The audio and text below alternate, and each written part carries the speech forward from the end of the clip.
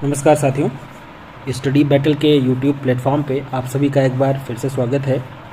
आज के इस वीडियो में हम भूगोल से संबंधित एक बहुत ही महत्वपूर्ण टॉपिक है जहां से अक्सर आपकी परीक्षाओं में क्वेश्चंस पूछे जाते हैं, जिसमें ये जो देश के प्रमुख देश और उनके बीच की जो महत्वपूर्ण सीमा रेखा है वहाँ से क्वेश्चन कई बार पूछा जा चुका है और आगे भी पूछे जाने के चांसेस हैं। तो आज के इस वीडियो में हम यही बात करने वाले हैं। तो वीडियो को हम स्टार्ट करें इससे पहले अगर आप चैनल पे नए हैं तो चैनल को सब्सक्राइब कर लें और बेल आइकन को ज़रूर प्रेस कर लें, जिससे जो भी लेटेस्ट इन्फॉर्मेशन है वो आपको सबसे पहले मिल जाए। तो ये बात करते हैं। सबसे पहले कुछ जो रेखाएं हैं उनके बारे में आपने भली भांति पहले भी पढ़ा होगा, ठीक है, और ये इंपॉर्टेंट भी हैं, ठीक है।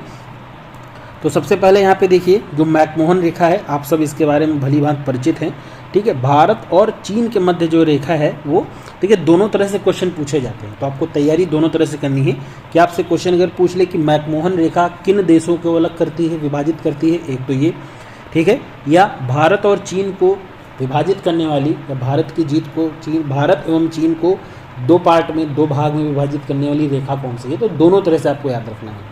तो मैकमोहन रेखा आप सबको पता है, ठीक है। रेडक्लिफ रेखा आपको पता है, ठीक है। रेडक्लिफ रेखा भारत एवं पाकिस्तान के बीच में है, ठीक है। अच्छा, जब भारत और पाकिस्तान एक में हुआ करते थे तो रेडक्लिफ रेखा जो है वो आपकी भारत और अफगानिस्तान के बीच में हुआ करती थी, ठीक है। लेकिन जब भारत और पाकिस्तान अलग हो गए तो जो आपकी रेडक्लिफ है वो भारत एवं पाकिस्तान के बीच में हो गया, ठीक है।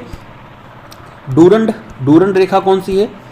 तो डूरंड रेखा जो है पाकिस्तान एवं अफगानिस्तान को विभाजित करती है, ठीक है। सॉरी, हाँ, डूरंड कप याद आ गया इससे। डूरंड रेखा जो है वो पाकिस्तान एवं अफगानिस्तान इन दो देशों को विभाजित करती है, ठीक है। ये भी इंपॉर्टेंट है। इसमें से पहली दो तो ज़्यादा इंपॉर्टेंट है क्योंकि ये भारत से रिलेटेड है, तो ये मोस्ट इंपॉर्टेंट, आप इसको टिक करिए, ठीक है। डूरंड रेखा भी एग्जाम में आपसे पूछा गया है। हिंडनबर्ग रेखा बहुत इंपॉर्टेंट है। देखिए जो हिंडनबर्ग रेखा है ये जर्मनी और पोलैंड इन दो देशों को विभाजित करती है, जर्मनी और पोलैंड। 24, ठीक है, 24 जो लैटिट्यूड है, अक्षांश रेखा है, ये भारत और पाकिस्तान को, अच्छा वो तो एक रेखा हो गई, यहाँ पे जो लैटिट्यूड है, अक्षांश है, वहाँ से भी ये पूछा जाता क्वेश्चन। तो 24 डिग्री जो आपका 24वां अक्षांशीय रेखा है ये भारत और पाकिस्तान को विभाजित करती है, ठीक है। वो रेडक्लिफ रेखा हो गई, ये यहाँ पे अक्षांश हो गया। 38वीं समांतर रेखा जो 38th पैरेलल लाइन है, ये इंपॉर्टेंट है, ये भी एग्जाम में क्वेश्चन पूछा जा चुका है, ठीक है। इसमें जितने भी हैं लगभग कहीं न कहीं एग्जाम में पूछे गए हैं, इसीलिए इसको हम डिस्कस कर रहे हैं, इसके बारे में चर्चा कर रहे हैं। उत्तरी कोरिया और दक्षिणी कोरिया के बीच में है, ठीक है। पहले भी मैंने बताया दोनों तरह से पूछा जाता है क्वेश्चन कि उत्तरी कोरिया और दक्षिणी कोरिया को विभाजित करने वाली रेखा कौन सी है। तो आपको ध्यान रखना है 38वीं समांतर रेखा है, तो ये इंपॉर्टेंट है आपके लिए इतने।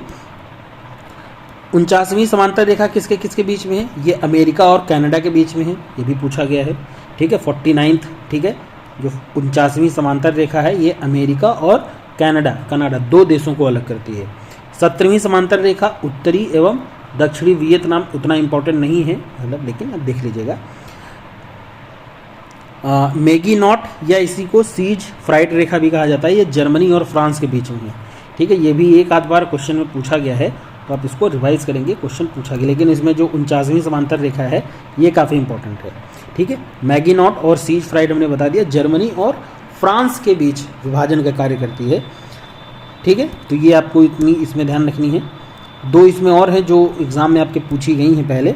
एक तो आपकी ऑर्डर नेस है, ये पूर्वी जर्मनी और पोलैंड के बीच में है, इतना इंपॉर्टेंट नहीं है।